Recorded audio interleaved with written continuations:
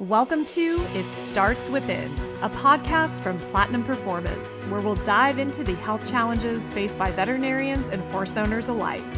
Join us for inspiring stories about the latest advancements in equine care, treatments, and comebacks. You'll hear interviews with elite competitors, innovative researchers, and the veterinarians that devote their lives to horses and the humans that love them.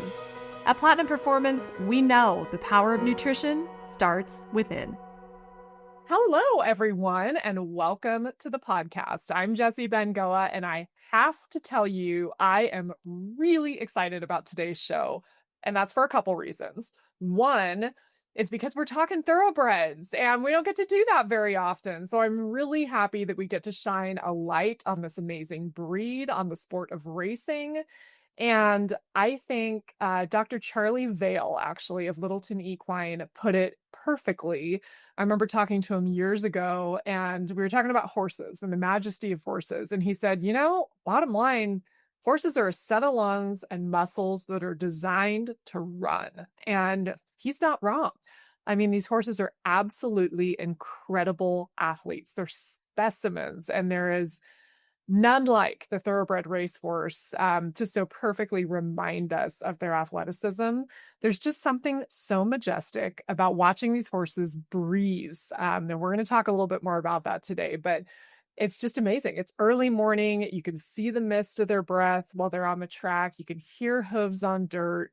And it's just total serenity at high speed. I mean, they're absolutely incredible in every way. And that leads me to reason number two. I am so excited about this conversation that you are about to hear. And that's because my friend Jeff Hooper, the CEO of Highlander Training Center in Sulphur Springs, Texas, is here to join me. And I just got the opportunity to be there at Highlander with Jeff and his team and to see the absolutely incredible group of people that he has there at work, doing what they do every day. And I really am thrilled to bring this to life for you here today, because there's really no way to properly even do this program or this property justice. It's spectacular in every way. So let's dig in and let's let Jeff give us a glimpse of this program and why it's so unique, it's so amazing, and it's so known for turning out winners and just incredible thoroughbred athletes. So, Jeff Hooper, I'm so happy to have you here, my friend. Welcome. Thank you, Jessie. It's such a pleasure to be on the show with you. It's really a delight.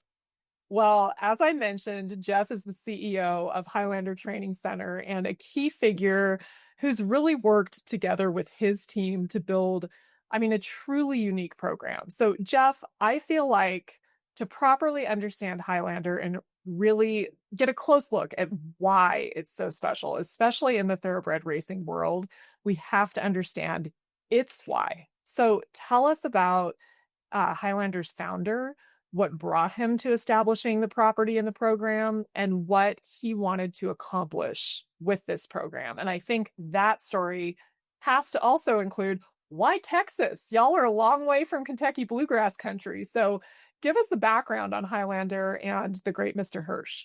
Right. Thank you so much. Highlander Training Center is in Sulphur Springs, Texas. We're about an hour east of Dallas, right off Interstate 30. And it's owned by Mr. Larry Hirsch, who's a Dallas resident. Larry has been in the thoroughbred racing game for over 20 years and a very devoted owner and breeder and caretaker of these thoroughbred racehorses. And he purchased the property for Highlander. We're on 190 acres here in Hopkins County, Texas. Purchased this property back in 2017. He had always had his horses broken, started, and given their initial training and lessons at another facility. And then when the owner of that was actually the Diamond D Ranch in Lone Oak, Texas, which is about 15 miles as the crow flies from where I am right now at Highlander. Diamond D was owned and operated by a trainer named Ed Dodwell, who was really a mentor of mine in the early days of my career. And when Ed passed away, Larry Hirsch decided that he wanted to develop a training facility here in Texas that wouldn't just be for Texas horse owners, but would be a national training center, hopefully building a national reputation, but based here in Texas. And that was the goal of Highlander. And right now we're about 8 years into hopefully accomplishing that goal. Well, I'd say that you are there, if not well on your way. I think you keep iterating and evolving on that goal, but it's so clear at the property that that goal has been accomplished. It's amazing. And, another thing you said to me when I was there on the property with you is that what we do today helps these horses win tomorrow. And I loved that. And I remember thinking that it sort of perfectly encapsulates the strong foundation that you're laying with these young racehorses, because Highlander does sort of specialize in younger horses. And so you're dealing with a lot of 2-year-olds. You're rehabbing horses. I mean, it is a multi-pronged operation there. So talk to me about that foundation that you're laying. Right. While we do a number of things and hopefully do them all well, our core business is the early breaking, training, and starting of thoroughbred racehorses. We get these horses in usually in the fall of the year, about right now, and going on through September and October, coming out of the major yearling sales.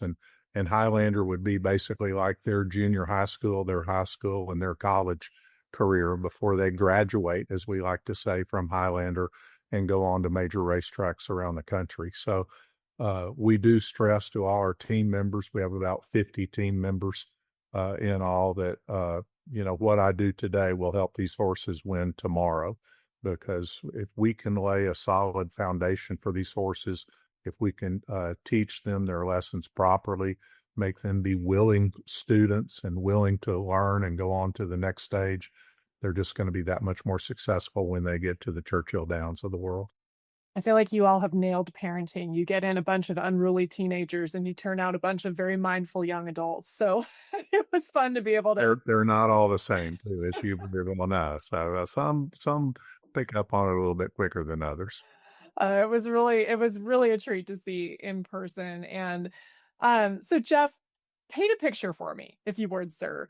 I've gotten to see it, so I know the awe that comes with entering the gates at Highlander. I mean, you're driving down this beautiful highway, tree-lined highway, and all of a sudden, there it is. And when you open the gates, it's like clouds part and angels sing. I mean, for a horse person, when you drive into this facility, it really is jaw-dropping. It's magnificent. But I think what I loved most about the property is that it's not just stunning, it's not just imposing and big and grand. It's got substance and it's got heart, and you can really feel what a precision operation it is. So talk to me about the property. Give us a little bit of a verbal tour, if you will, the facilities, the program, and really what you're concentrating on with these horses, because you've got numerous barns, free walkers, you've got these amazing facilities that support every single aspect of what you're trying to do with these horses, the track, the turf, everything you've got. So give us a little glimpse of what this not so little property looks like. Thank you. And hopefully what we've been able to accomplish tracks what one of Larry Hirsch's tenets in all of his business operations is that you either need to be the very best at what you do, or you need to be the low-cost provider at what you do, but do not get stuck in the middle between those two. And I think with Highlander, we definitely chose the route of let's try to be the very best at what we do. So from the facilities standpoint, while the property where Highlander is now was a dormant training facility that was purchased, there's been a lot of redoing and remodeling of existing structures. A number of those existing structures were torn down and replaced with new barns and facilities. So at present, we have a total of 7 barns with a total of 158 stalls for the horses. One of those is a fitness and therapy center where we built that and opened it in 2021, and it would have a lot of the modalities that you would use in the rehabilitation and care of horses coming off injuries or orthopedic surgeries. For example, in that we have a in-ground aqua treadmill and above-ground aqua treadmill.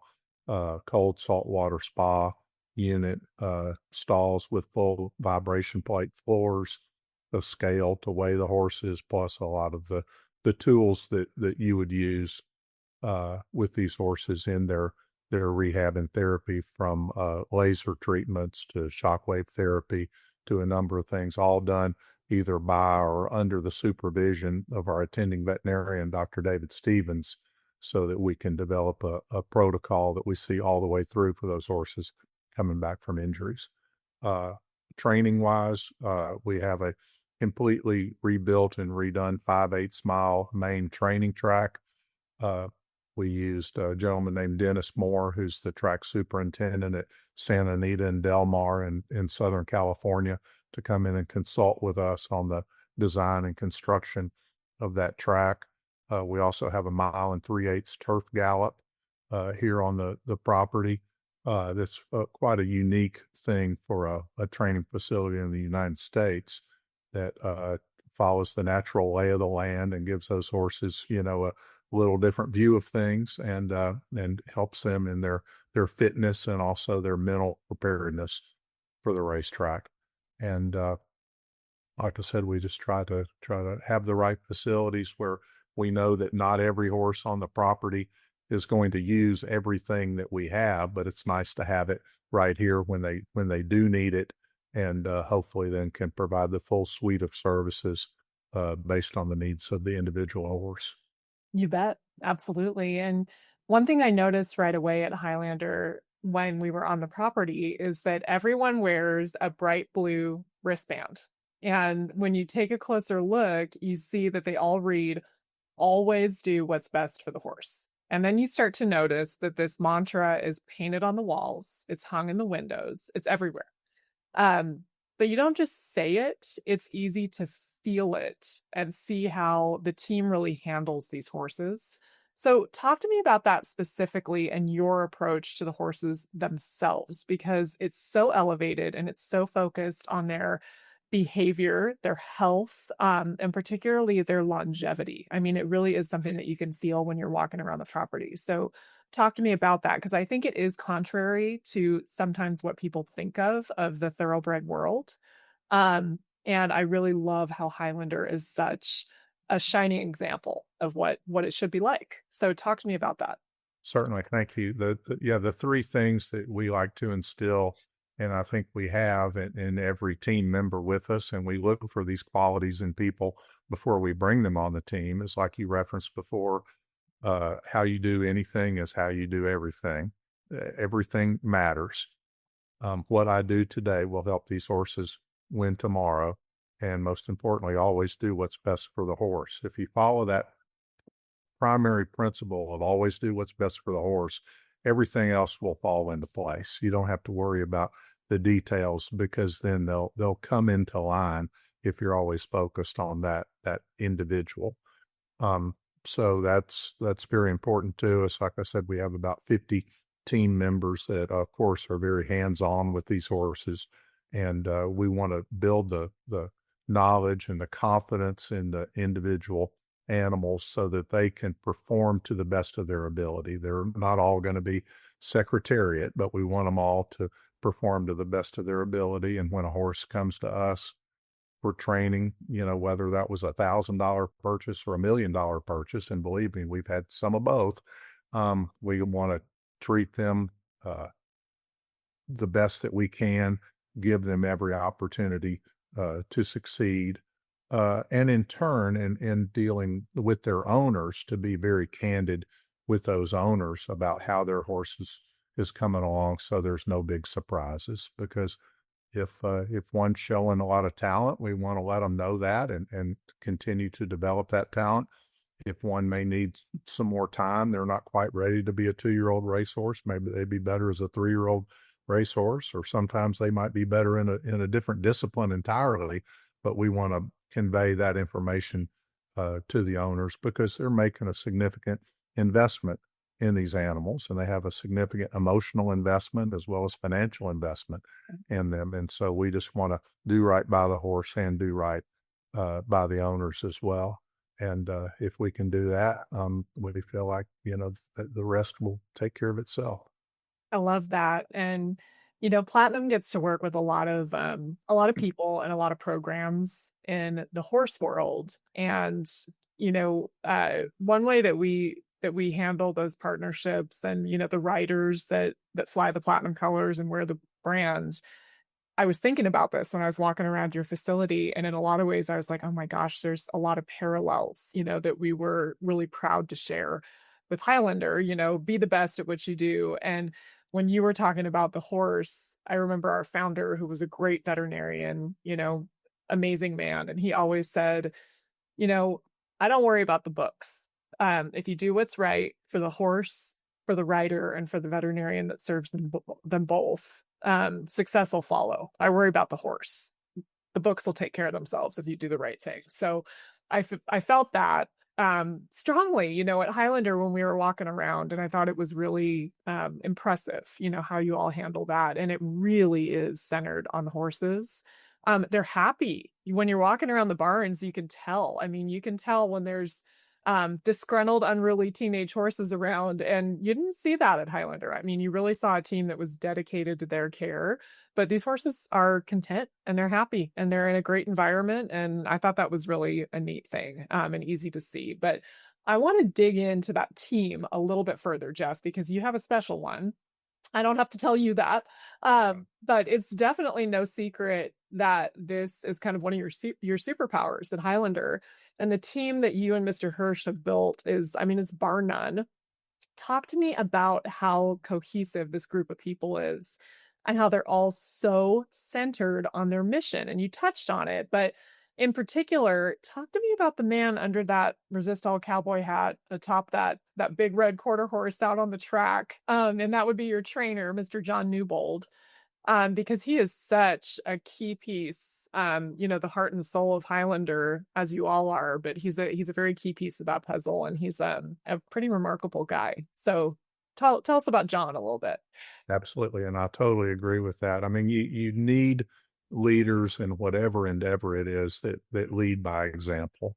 They can't just be someone who points and directs. They need to be someone who's actively a participant in the job at hand. And like I said, leads by example. And John Newbold is that in spades. John was employee, I call him number one at Highlander when the property was first purchased, and it was somewhat, overgrown and dilapidated. And John came in there and personally, as well as in a supervisory role, cleared a lot of property, cleared a lot of fence, built a lot of new fence, reclamated the pastures, reclamated the racetrack. And so he's got a work ethic that's second to none. And what's also so important for someone in that position as the key trainer is he's an exceptional horseman. He has a great eye for a horse. He has a great attention to detail in any horse discipline, but in racing, I feel in particular, a key is don't let little things turn into big things, from a injury standpoint. I mean, these horses are athletes. They're going to have they're going to get some little injuries from time to time, but spotting those early and then knowing how to address those and what to do is so important. John's an expert at that. He's a good communicator with the riders and the grooms and the other team members that we have, and really cares about these horses. So that's important, and pretty much, everybody except Mrs. Newbold may appreciate how dedicated he is to the job because he's rarely home. He's always at work. But along with John, I feel like we built a really exceptional team here, and that's something that we need people to have that kind of attitude that we're looking for coming in. A lot of times that's something that people have, and it's not something that you rehabilitate someone into going from being a bad attitude person into a good attitude person. They need to come in with that good can do, let's get it done as a team attitude, and we're serious about that, but I think it shows in the work product.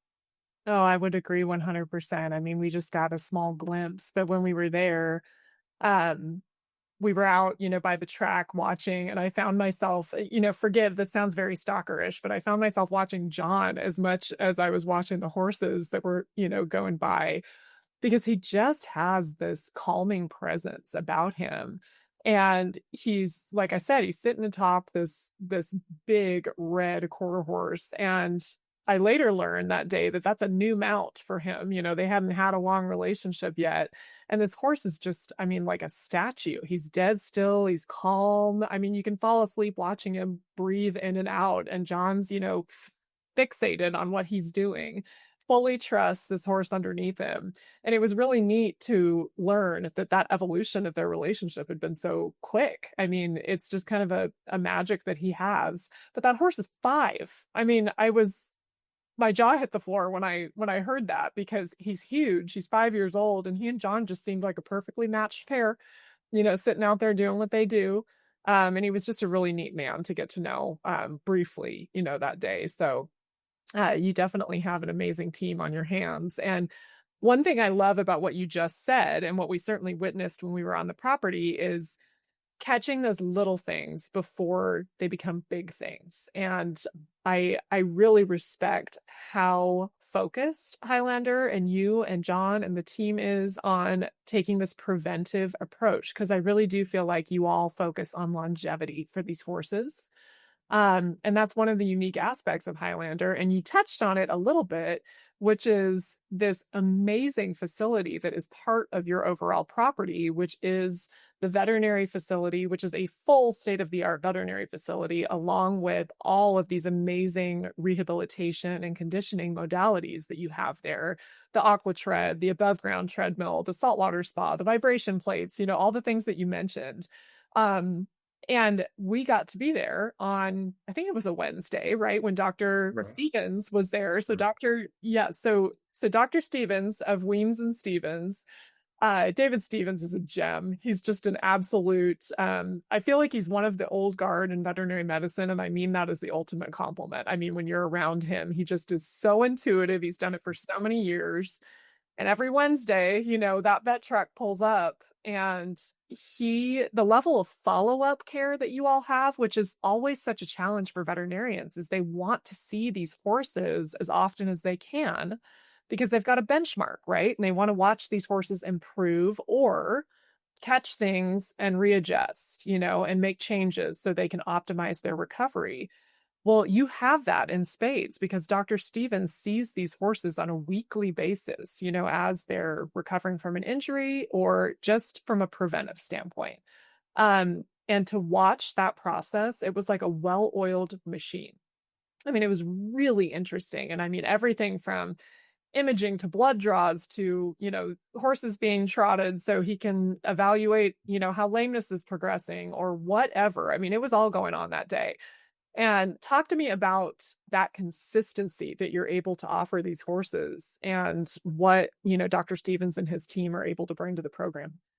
Well, I think it's a big key. Dr. Stevens is somebody that I've known for 40 years, I think, and always really respected his work, and also, if you want to call it, his bedside manner, his demeanor, and David's always going to be the smartest guy in the room, but he's always going to take the time to explain to whoever wants to learn, what he's seeing and what he's doing, and why, this particular issue causes this particular result, and what we can do then to address it and resolve it. So, I mean, a great guy to work with, always upbeat and positive, but with the highest level of professionalism. And Ed Highlander and David Stevens certainly shares this approach. We're big on first doing the proper and thorough diagnostics so that we know what the issue is that we're dealing with. And obviously these horses can't talk to you and say, here's where I hurt. So you need an experienced eye that Dr. Stevens has, and John does, and a lot of our team members have, to be able to observe what's happening with a horse, and then use your diagnostic tools like x-rays and ultrasound and bone scans when we need to, whatever it might be to identify the problem and then address it in the most professional manner that's good for the long-term best interest of the horse. There's a lot of times that you could patch something up and send them back out again, but that is not in the long-term best interest of that horse. And be it Larry Hirsch or our other clients, we want horses that can have a long career. These thoroughbred horses are pretty fragile animals. They start racing as 2-year-olds, and we don't want one and done, horses. We want horses that can race at 2 and 3 and 4 and 5 and 6 and keep going. So those are the things that, again, how we treat that horse today will impact what opportunities that horse may have a long time in the future. So that's again, hopefully a part of what we do with every individual. Yeah, I like that so much. And, Dr. Stevens and his bedside manner, I was laughing when you said that because he's so brilliant and you can't train experience, and he's got so much of it under his belt, but he is hilarious and warm and a great communicator in that way. And so I think that's such a cool partnership that you all have with him.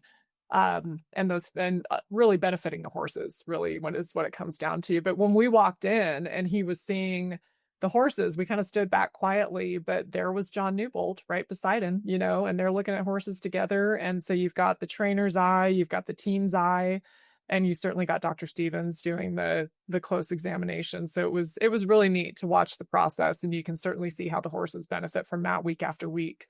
But what a cool thing to do. And that follow-up is pretty amazing.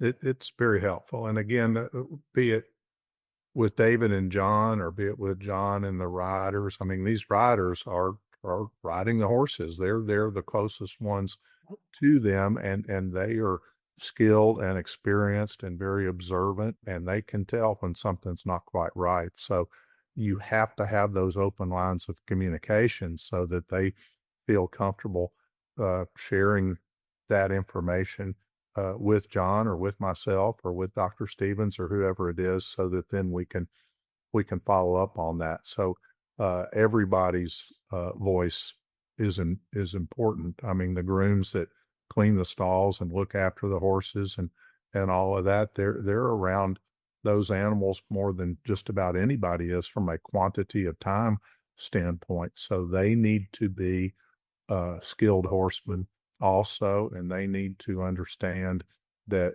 their opinions and their observations are valued, and we would much rather have somebody speak up with what they perceive to be an issue, and it turns out that it's not. That's the good news. If it's not, then to say, well, maybe, it'll get better. We'll just rub some dirt on it and I won't say anything about it, and then it turns into a big issue. So there has to be that open line of communication, and people know that we're never going to kill the messenger because maybe they're bringing us something that we would prefer not to be hearing right then, but we need to be hearing.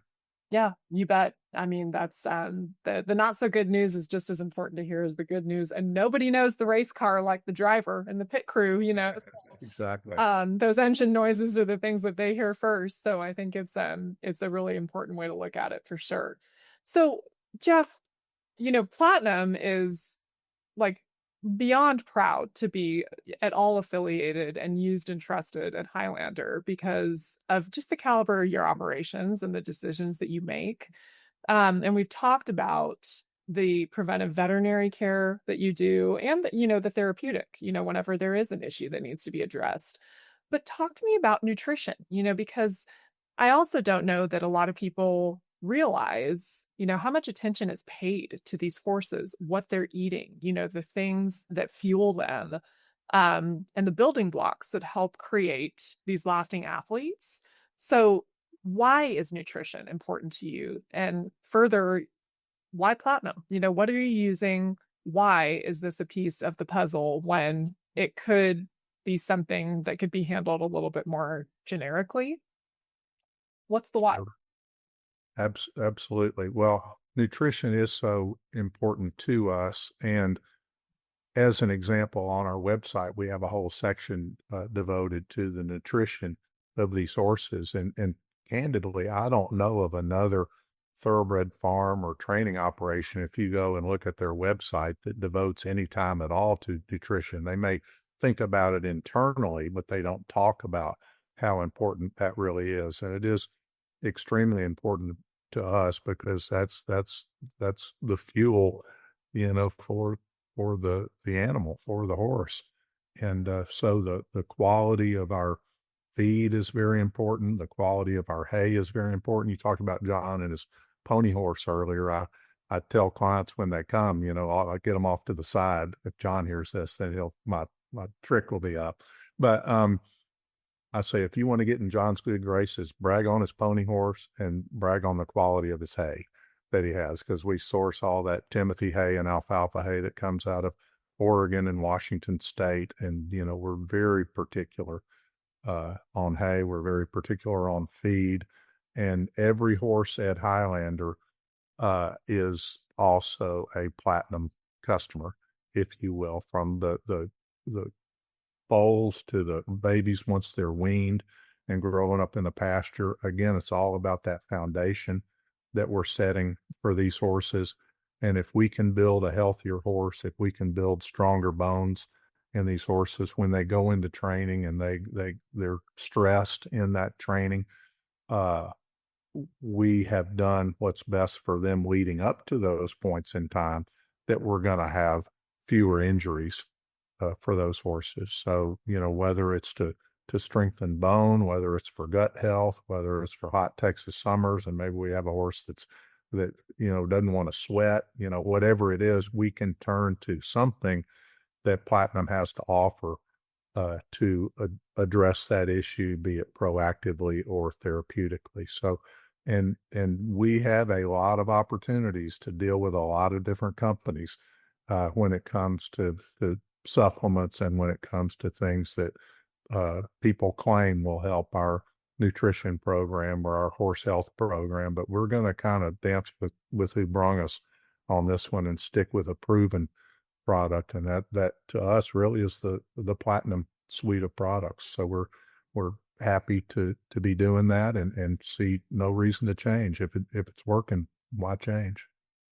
Well, I love that. And there's no bigger compliment. So thank you for that, sir. And we certainly are, like I said, we're very proud. This is the good stuff, when you get to see what we do behind the scenes all the time, but when you get to see it put to use in horses of this caliber and a program of this caliber, we're very proud that we're that choice. So thank you very much. And it's pretty neat to have friends and partners like you all in this business. And, kind of going toward this business, Jeff, I feel like I'd be remiss if I didn't ask you about you, because I got a little bit of a taste of your history in this world. But Jeff Hooper is doing amazing things at Highlander, but Jeff Hooper has quite the history in the horse world. So give us a little look at that, because you've got an over 40-year career with horses of every discipline, and I feel like it allows you to bring some rich experience to what you're doing at Highlanders. So take us on a brief tour of where you come from in this world and how you evolved to be where you are today. Well, I've been very fortunate to have, as you said, a 40+ year career in the horse business, and hope it continues for a while longer. But it dates back to the early 1980s when during college I did a couple of stints working at the Phillips Ranch in Frisco, Texas. At the time, that's where they stood Dash for Cash and Streak and Six, some of the top quarter horse race horses of all time, and racehorse stallions, in addition to cutting horses like Docalina, stood there when I was there. And so that was a great foundation. Went on to work for Quarter Horse Track magazine in Fort Worth. And the thing I've been so blessed with through all my careers, to be around some exceptional horses and to be in positions that gave me an opportunity to learn from all of those people, whether it was a B.F. Phillips in 1980 or a Bruce Hill, who's still a very good friend of mine, who was a general manager at Phillips Ranch and helps us on some bloodstock work today, to the guys I work for at Track Magazine and meeting all the Walter Merricks of the world and the legends of quarter horse racing. Then I was at Lone Star Park for a number of years when we first opened the track, and be around some really top horsemen and some really accomplished businessmen as well. And then I, for about 11 and a half years, was executive director of the National Cutting Horse Association. So to be around some great people from such diverse backgrounds, and some folks like Lindy Birch, who was president of the NCHA, a world champion and a big platinum supporter as well. So to be around those kind of people, and then now to work for Larry Hirsch for the past 6+ years, I've really been blessed with what I've been able to do, but more importantly, the people and the horses that I've been able to be around.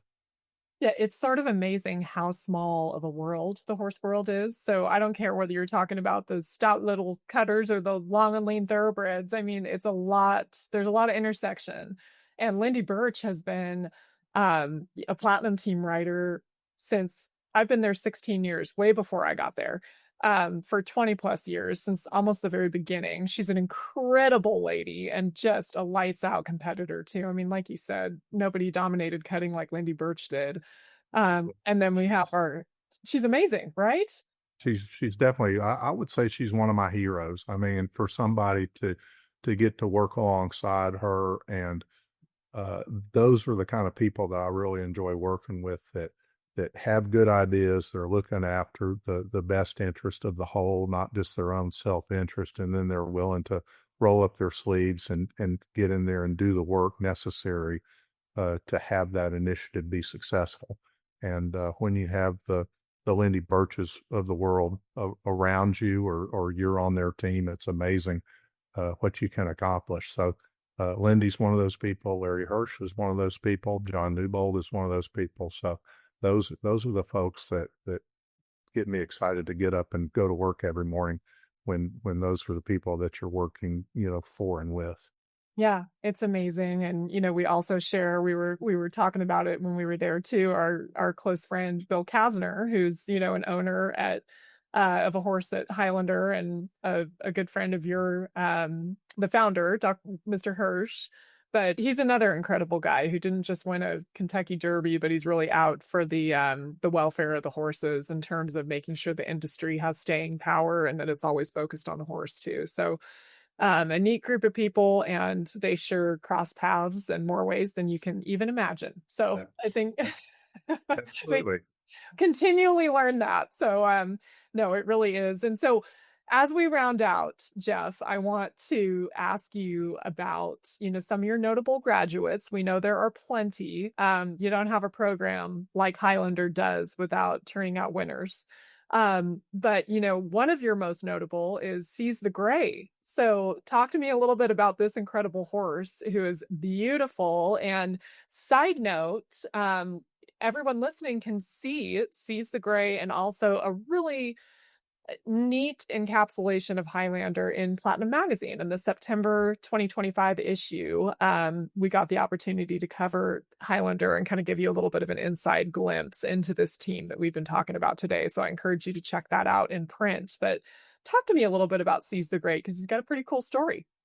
That's absolutely. We were so proud of our relationship with that horse and the people around that horse. Seize the Gray was a very expensive yearling that came out of the Fasig-Tipton Saratoga sale.